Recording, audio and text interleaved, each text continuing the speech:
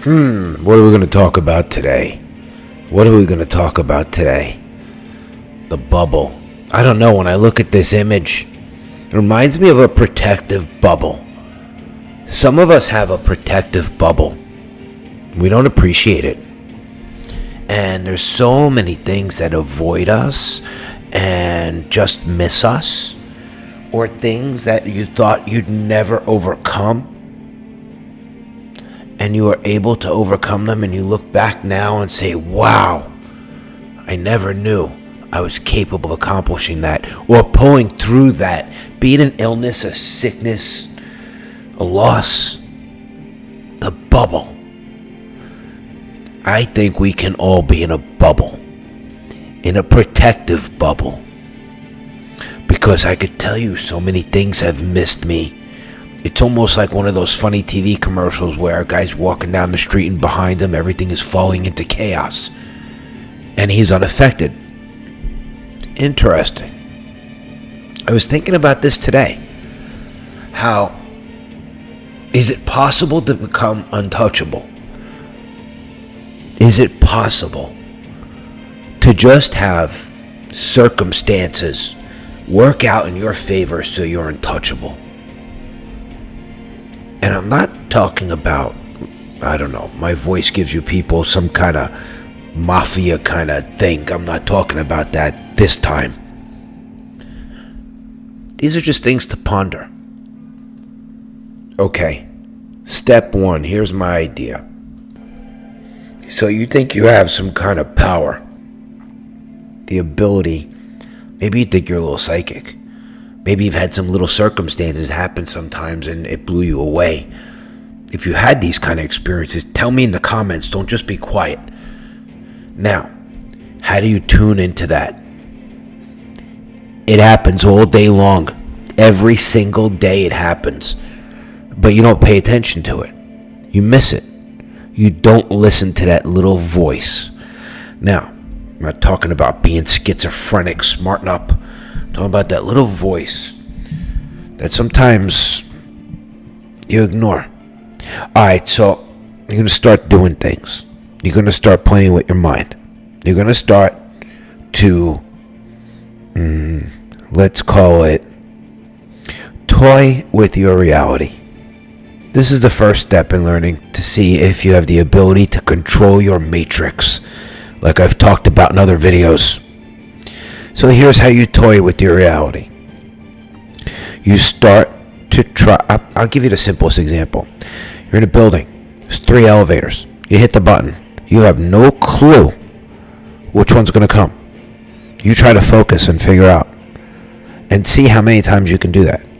And you start to tempt the vortex of coincidence. Do you understand? Now, it works with a lot of things. You'll start to notice that you hear this little, it's not a voice, it's your mind, okay, that tells you things that you usually ignore and just think they're a thought. Oh, I got an example for you. I wanted to find a new accountant, and I've been thinking who to ask, and I just totally slipped my mind. And I walked into an office where I know somebody, had nothing to do with accounting. It's like a mailboxes type of place. And we were talking, and all of a sudden, instantly, that little voice said, ask him. Ask Eric. Eric knows. He knows a good accountant. Boom, I asked him. He's like, oh, yeah, I got a great guy for 20 years. I was like, what'd you start when you were 12? Anyway, but that kind of little thing. Now, you may think, you see, simple people overlook that. They don't look beyond the matrix. So what is that little voice? What is the little voice that tells you sometimes that you're going to lose your keys? You just get a feeling, oh my gosh, I feel like I'm going to drop my wallet or lose my wallet. And just the thought gave you awareness in your reality, and thus you didn't lose your keys or your wallet. It's interesting to think about these things. So if you, and this takes time, okay? Most of you are born with some of this, and then you lose it. You lose it as you're told in society that it's wrong. I don't want this to be too loud. You know, little kids are more psychic than we are because they're not told it's wrong yet. They could be like, oh, mommy, I seen something or this or that. And mommy would be like, oh, okay, sure. But what if they really do see things? I'm not talking about ghosts and stuff. I don't believe in that shit. Although I do believe in the spirit world. The spirit world. Now, spirits are trouble. Spirits are trouble because they hate you. I don't care what anybody says. They hate you because you have what they could never have, a physical body, a physical presence. So that's a battle. That's a battle.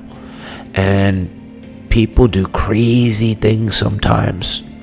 And they say that they've opened a doorway without realizing it. What are doorways? Is interesting. A doorway, for example, is anything that takes you out of your conscious body. What does that include? Anesthesia, alcohol, transcendental meditation. Oh, and we can talk about yoga. I know you all love yoga. Do you know a lot of those poses are actually demonic worship positions? Oh, you can read about that too. So I just wanted to ramble a little bit about some general stuff that we talk about on this channel. The matrix, the mind. I want to slowly get you to where I am. Now, I don't flip cards. I don't believe in astrology. I don't care when your birthday is. I don't sacrifice fucking goats, and I don't even own a candle. All of this is really like stuff from SRI, Stanford Research Institute. Oh, they've done lots of things with remote viewing and everything. But again, remote viewing is for those who have not been able to get outside and control the matrix, so they need that. You don't need remote viewing. You can control so many things in your life, so many outcomes, but your conscious mind is going to tell you it's not possible because you've been programmed to be asleep. Sounds like sheep, doesn't it? You've been programmed to be asleep.